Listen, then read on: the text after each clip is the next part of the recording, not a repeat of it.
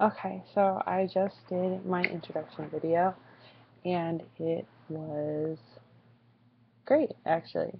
It was better than I expected, and then I got to listen back and play with it. Like I said, I've never done a YouTube video. But as I said, I am going to start with what I've already written. So, excuse me if like my eyes are shifting because I have the document I pulled up right next to it. So I'm going to be looking back and forth. So, my pregnancy, or the pregnancy of me, sounds weird when I say my pregnancy, was not bad. My parents moved a couple times. They were living in Detroit, although I don't think that's where I was conceived, but I didn't ask because I don't want to know. And they eventually moved to California, where I was born.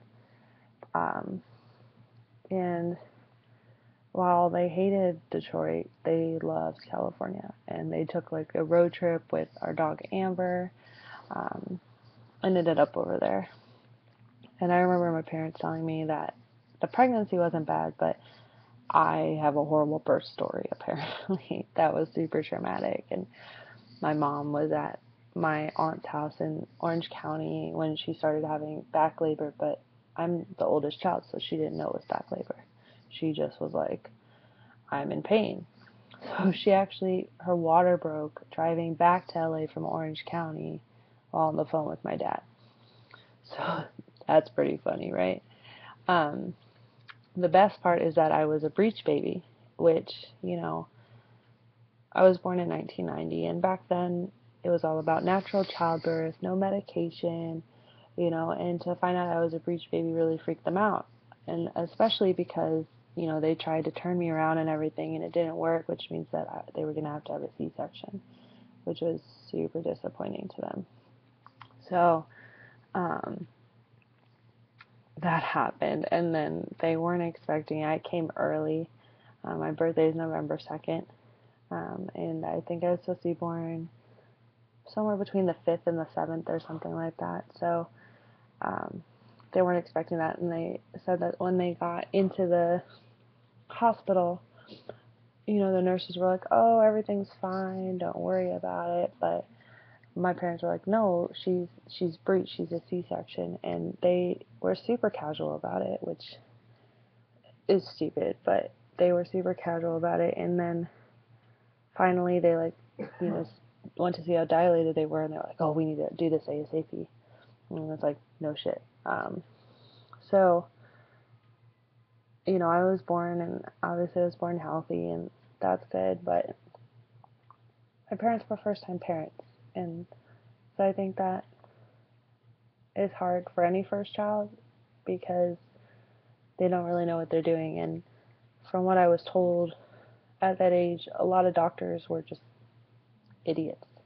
Like, for example, I was lactose intolerant, so for the first 9 months, I would cry and cry and cry and cry and throw up from breast milk, and my mom would go and be like, she's throwing up. Like, I would like projectile vomit. And they're like, no, every baby spits up. And she's like, I think this is different. And, it wasn't until, 9 months later that a friend, I guess, said to put me on soy formula, and she tried it, and I was better. Like, instantly. Like, I would stop crying, I could sleep, and all that stuff. So, once again, proving doctors are idiots.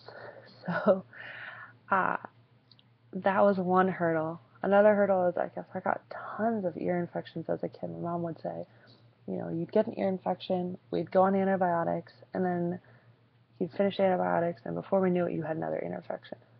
And that's actually how I became allergic to penicillin, because I had had so many ear infections that I was on penicillin so much as a kid.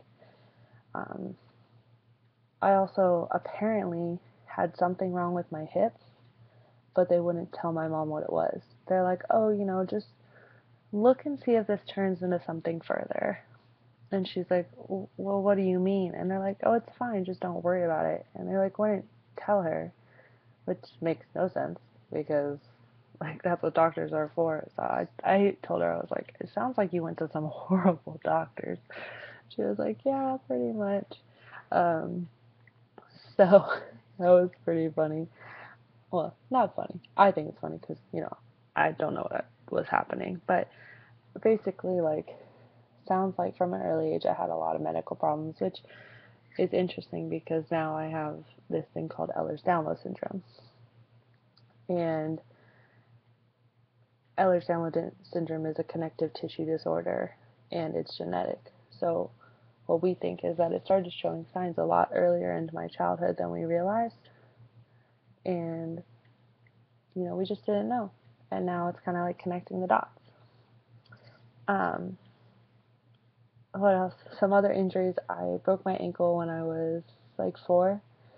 And the best part is that my parents were out of town. They were on a cruise. And I remember, you know, in like a jungle gym, it's like there's like the big steps. Every kid like would love to skip steps, and I was doing that up and down the stairs, and I fell. And I don't remember crying. I remember getting a shoulder ride to the car and getting a pink cast, waterproof. And the worst part about the whole thing was that when I went back to school, I couldn't play. Like I had to sit because apparently I was a very active child, which is ironic because I consider myself very lazy. But because of that, like all my friends were boys. And they always tried to put me in activities. They tried to put me in soccer, and apparently I just was like, I got to the field and I was like, no, I'm not doing this. And my parents would be like, oh, just try kicking the ball around. It's fun. Look how much fun. I was like, no, no. The only thing I liked was dance. So at a very young age, they put me in dance classes, and I guess I just naturally took to it, which was pretty awesome, I think, that it went so well. Uh, Sorry, I totally just lost my train of thought. But yeah, I think my activeness got me into trouble. My mom described me as feisty and stubborn, which is ironic because that's definitely how I consider myself to be now. Um, and while, I never went through the terrible twos or anything, I don't think I was really that hard of a child. I think I was pretty good. The biggest things that happened, I think, were, my injuries. I dislocated my elbow and I didn't realize it. The only reason my mom knew is because I'm left-handed and I started using my right hand. Um, but besides that, like, we moved a lot. I was born in Santa Monica and we lived there for maybe a year until we moved to Mountain View, California. And then I lived there till I was about 4. And then we moved, from 5 up, I was in Maryland.